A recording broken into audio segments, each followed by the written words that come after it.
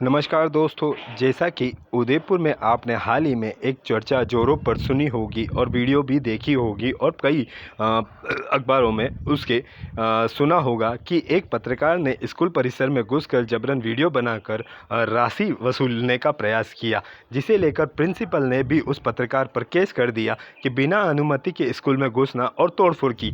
ये सभी बातें तो आपने सुनी होगी, लेकिन जब यूट्यूब पत्रकार कपिश भल्ला उदयपुर खबर नामक यूट्यूब पत्रकार ने एक बच्चे का इंटरव्यू लिया था। उस बच्चे ने सारी अपने फतेह स्कूल की सारी अंदर की अव्यवस्थाओं को लेकर जब कपिश भल्ला को बताया, इन्हीं सभी सवालों को लेकर जब कपिश भल्ला विद्यालय में पहुंचे और वहां पर कंप्यूटर लैब को लेकर और वहां पर स्टाफ को लेकर वहां की व्यवस्था को लेकर जब वीडियो बनाई, उन सभी को देखते हुए ऐसा लग रहा था कि कहीं न कहीं वहाँ पर प्रिंसिपल से लेकर सारे टीचर्स स्टाफ भी गैर जिम्मेदार होते हुए दिखे। इन सभी सवालों को लेकर जब जिला शिक्षा अधिकारी से भी इन सभी को लेकर जानना चाहा कि वे इस पर क्या विचार रखते हैं, तब वे भी इन सभी सवालों के जवाबों को ढाँकते हुए दिखे। अपने विद्यालय परिसर में जो अव्यवस्था हो रही है, वहाँ पर जो प्रिंसिपल से लेकर के स्टाफ टीचर स्टाफ भी आपस में केस कर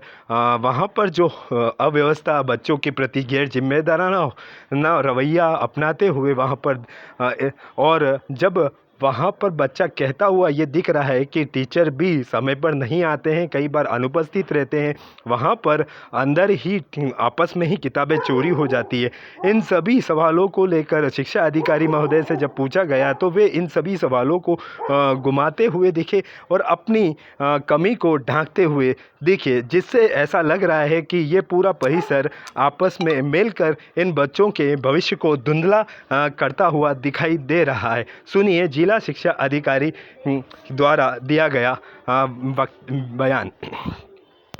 अभी जो एक विवाद सामने आया है, फतेह स्कूल के प्रिंसिपल ने एक पत्रकार के ऊपर, यूट्यूबर पत्रकार के ऊपर एक इल्जाम लगाया कि उसने स्कूल के अंदर घुसकर गेट के ताले तोड़कर स्कूल में तोड़फोड़ करी है, कुछ पंखे उनके तोड़े हैं, करेक्शन की घटना सामने आई है।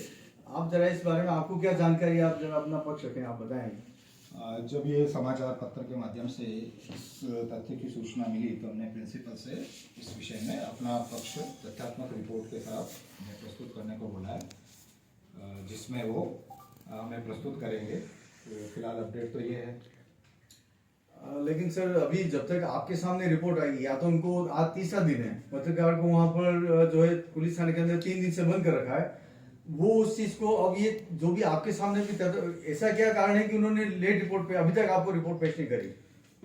नहीं, वो अपने तथ्य इकट्ठे करेंगे, कल की बात है। तथ्य इकट्ठे कर रखे सर, वो थाने में लगाए, दूसरा थाने में लगाए, वो क्यों बात है। तो अब ये जब थाने में ये चीज गई है तो हमारे पास जांच करने की एजेंसी है, पुलिस इसकी जांच करेगी और जो भी सामने आएगा उसके हिसाब से आगे कार्रवाई करेगी। तो पुलिस के आरोप ये लग रहा है कि 43 घंटे हो चुके, उसके बाद में ये पूरी कानूनी कार्रवाई की गई। तो उससे पहले आप तक खबर क्यों नहीं दी गई? उसके पहले आप तक क्या इसकी नहीं, शाम को अपडेट आ गया था मेरे को शनिवार। तो इतना समय कैसे लगा?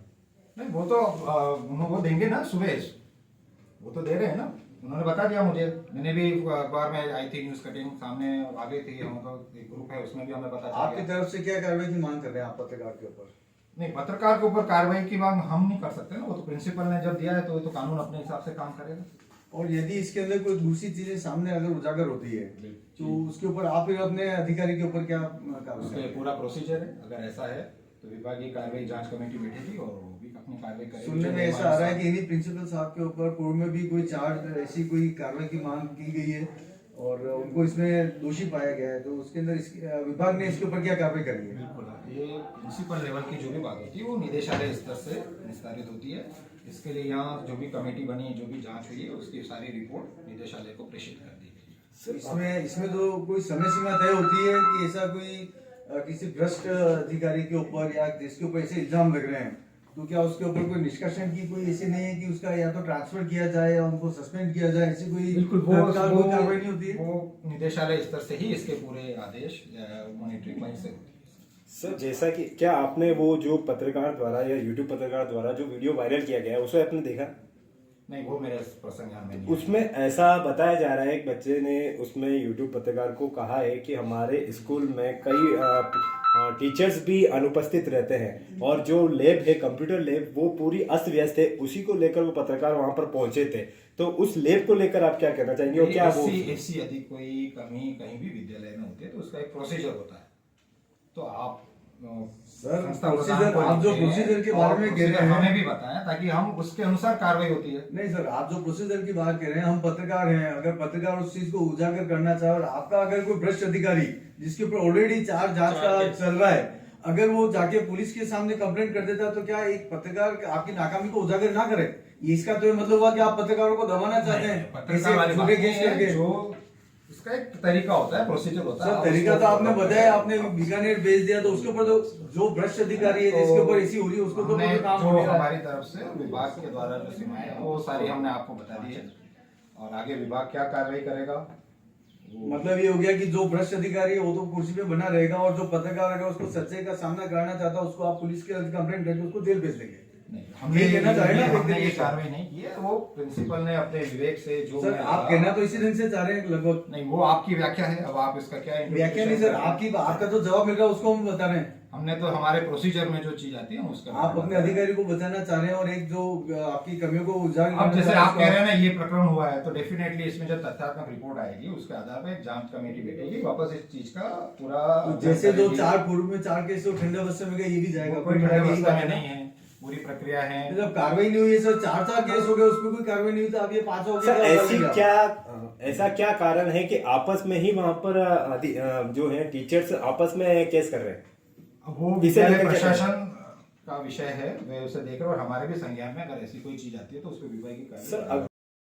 आप जिस चेयर पे बैठे हैं सर, उसका खाली ये कि आप इधर से लेके उधर दे देते हैं बस केस को, इधर आपके पास आता है मैंने आप आपको उसको जैसे कर देते हैं। प्रारंभ में ही बता दिया कि हर एक स्तर के अधिकारी के लिए कार्रवाई करने के लिए अधिकारी अलग अलग कैडर के हैं, तो उस हिसाब से कार्रवाई होगी। तो सर वहाँ उदयपुर लेवल पे कोई कार्रवाई नहीं होती है कुल मिला के? उदयपुर लेवल पे होती है, उस कैडर के अगर अधिकारियों के लिए होती है।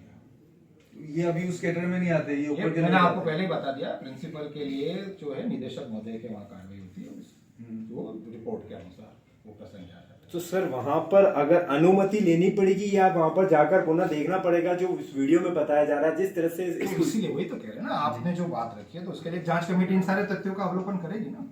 यदि इसके अंदर कोई दूसरे तथ्य पाए जाते हैं तो उस पत्रकार का की जो ऊपर इल्जाम लगे हैं उसने जो ये 3 दिन वो अंदर बिल्कुल रहे, वो उसका- पुलिस है ना, वो पुलिस उसकी जांच भरपाई का कैसे होगी? पुलिस जांच का विषय है। उसकी भरपाई कैसे होगी सर, हमें तो आप ही बताइए। तो उसके लिए भी अगर जो भी प्रक्रिया होगी वो उसका फॉलो अप करें, उसके अनुसार कार्रवाई। तो सर हमें जैसा कि अब सबसे पहला है कि आपकी अनुमति चाहिए कि हम वहां पर जाकर इसका पूरा वीडियो बनाएं उसमें। वो अनुमति वो मेरे उसमें नहीं है। आपसे बात को घुमा रहे हैं, अब उस आप बात इसको की जो जिम्मेदारी व्याख्या नहीं कर ले रहे रहे हैं, कृपया शायद मैंने अपनी बात पूरी तरह से कह दी है, आप मुझे आगे भी करना है थोड़ा सा, है ना, प्लीज समझे इस चीज को। बहुत बहुत धन्यवाद सर।